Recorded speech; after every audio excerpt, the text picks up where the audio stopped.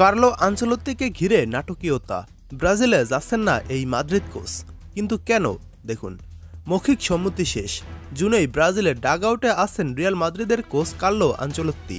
গতকাল দিনভর বৈশ্বিক ফুটবলের বড় খবর ছিল সেটাই।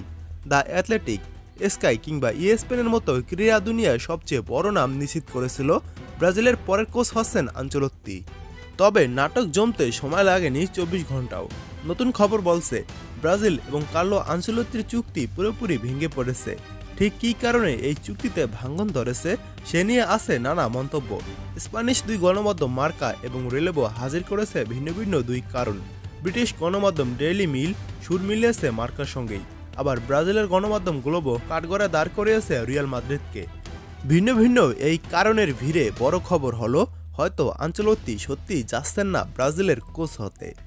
স্প্যানিশ ফুটবলের বড় নাম মার্কা, তাদের ভাষ্য, শেষ সময়ে ব্রাজিলের চেয়েও বড় অঙ্কের প্রস্তাব পেয়েছে কার্লো আনচেলত্তি, আর সেটা এসেছে ফুটবল দুনিয়ায় আতঙ্ক হয়ে ওঠা সৌদি আরবের কাছ থেকে। বিশ্বের নামী সব লিগ থেকে উচ্চ মূল্যে খেলোয়াড়দের নিয়ে আসা সৌদি লিগ এবার চোখ দিয়েছে কার্লো আনচেলত্তির দিকে।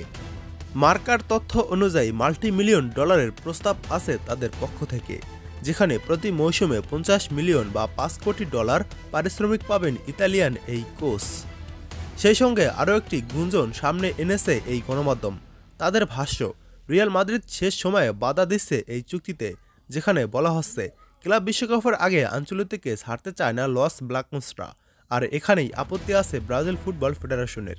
চুক্তির প্রস্তাবের শুরু থেকেই ব্রাজিলের শর্ত ছিল, জুন থেকে ডাগআউটে আসতে হবে আনচেলত্তিকে। এই তথ্যের বড় সূত্র মাদ্রিদ ভিত্তিক গণমাধ্যম রেলেভোর। তাদের খবরের প্রকাশ, ব্রাজিলের চাওয়া অনুযায়ী জুনেই আনচেলত্তিকে ছাড়তে নারাজ রিয়াল মাদ্রিদ। বিশেষ করে লন্ডনে ব্রাজিলের প্রতিনিধিদের সঙ্গে আনচেলত্তি সাক্ষাৎ করতে যাওয়াকে ইতিবাচক হিসাবে দেখছে না তারা।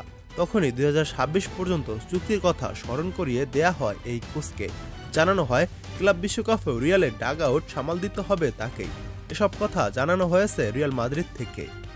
প্রায় 21 সুর টেনে রিয়াল মাদ্রিদের দিকে অভিযোগের তীর নিশানা করেছে ব্রাজিলের গণমাধ্যম গ্লোবো। তাদের বক্তব্য অনুযায়ী ব্রাজিল এবং আনচেলত্তির মধ্যে চুক্তি পুরোপুরি ভেস্তে গিয়েছে, এজন্য দায় রিয়ালের ঘাড়ে চাপিয়েছে গ্লোবো।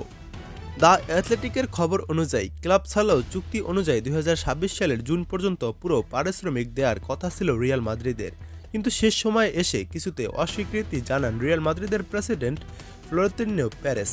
এরপরই কার্লো আনচেলত্তিও অনেকটা সরে আসেন ব্রাজিলের কোচের প্রস্তাবনা থেকে। শেষ পর্যন্ত কার্লো আনচেলত্তির এই সরে যাওয়ার ফলে ব্রাজিলের কোচের ভূমিকায় কে আসবেন সেটা নিয়ে আলোচনা আরেক দফা জমে উঠেছে। এবারের সবার চেয়ে এগিয়ে আছে সৌদির ক্লাব আল হিলালের পর্তুগিজ কোচ জর্জ জেসুসের নাম। তবে যে নাটকীয়তা শুরু হয়েছে সেলেসাওদের কোচ নিয়োগ কেন্দ্র করে, সেটাও সহসা শেষ হচ্ছে না বলেই অনেকেই মত প্রকাশ করেছে।